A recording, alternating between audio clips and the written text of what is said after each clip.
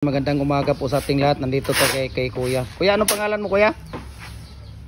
Kanor. Ha? Kanor. Kanor, ano apelyido mo?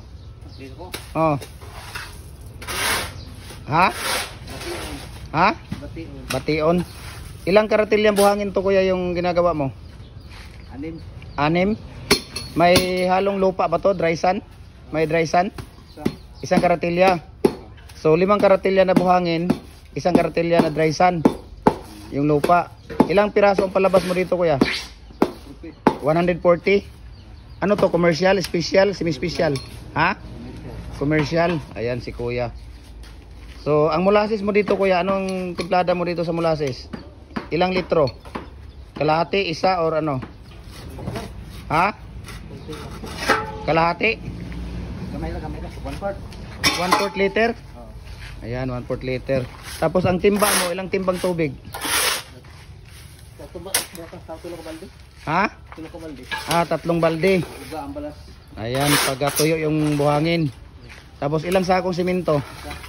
Kaya sa sino pang hindi nakapag-follow ng Facebook page natin, follow na po kayo. Jim Hardware and Kukulamber Kanituan Brands, Jim Hardware and Kukulamber Tambo Brands, Jim Hardware and Kukulamber Balulang Brands, at saka sa ating YouTube channel Felix Tan Pagikan Jr. at saka sa ating Facebook account personal Felix Tan Pagikan Jr. sa Instagram Felix_Pagikan 2000 at yahoo.com. Ayan si Kuya, no? Gumagawa si Kuya dito ng hollow blocks na number 4.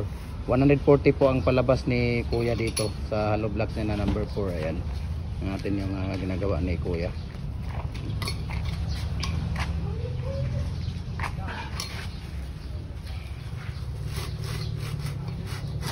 Ayun. So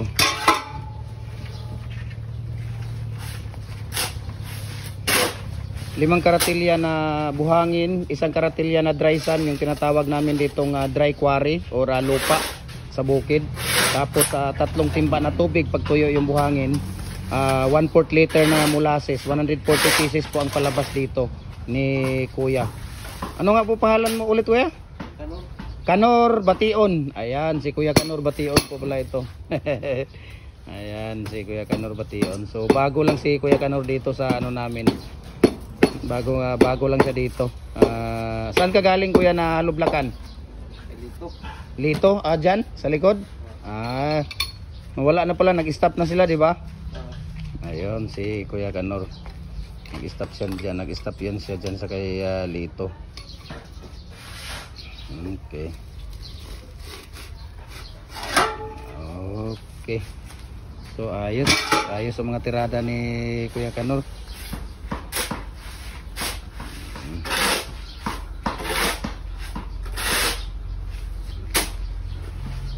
Maganda yung mga tirada ni Kuya Kanor.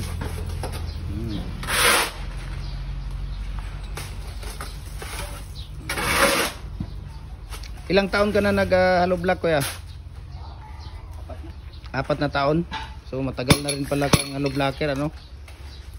Matagal na si Kuya nga hollow blocker. So ano yung masasabi mo dito, Kuya, sa hollow block natin? Sabi nila pagka 140 hindi daw masyadong matibay o matigas. Depende sa trabaho. Ha? Depende sa trabaho.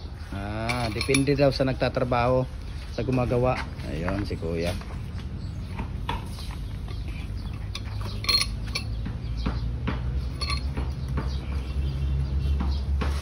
So ang pinakadabis na technique dito, Kuya, ay yung ano yung maipapayo mo na pinakadabis na technique para mas matibay at mas matigas ang ating hollow block? Ang paghalo. Ha? Ang pagpukay. Ang Pukay sa balat ng siminto nga maabong tagyan. Ayan, ang paghahalo daw talaga importante dito. Pangalawa, yung molasses. Ha? Yung molasses daw ang pangalawa ng tip dito. So kailangan daw talaga matibay yung hollow block mo. Kailangan mas maigi, no? Mas butihan ang paghahalo at paglalagay ng molasses dito, no? Kailangan nasa tamang ratio para mas matibay ang ating gawang hollow block. Ayan sa kay Kuya Bation. Si Kuya.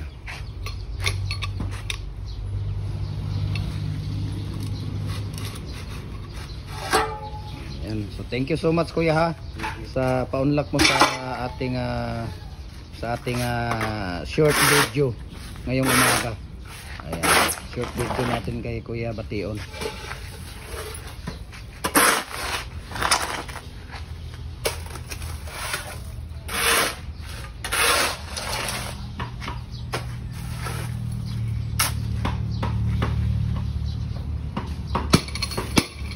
Number 4 po ito na hollow block, commercial po ito. 3 and a half ang size dito. Ayan, 3 and a half.